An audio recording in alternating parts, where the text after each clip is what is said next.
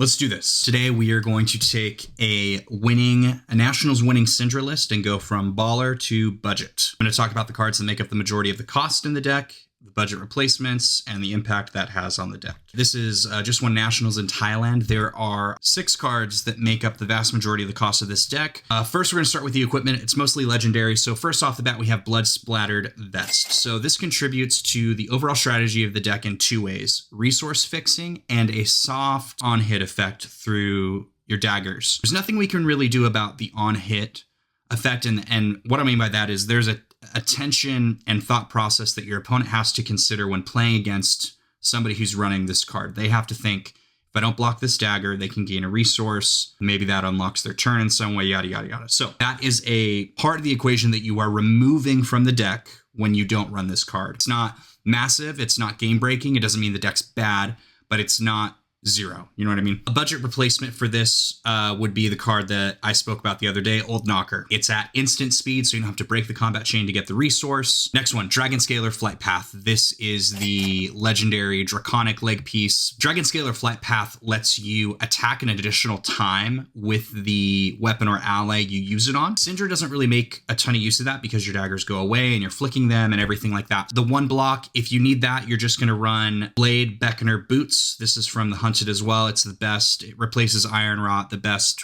Blade Break 1 or Battle Worn 1, whatever it is. Guardwell, that's the one. And if you think the Go Again is more important, which I would argue it is because it's an aggro deck, just run Snapdragon Scalars, common piece, you can find it anywhere. Next is Flick Knives. Flick Knives is tough.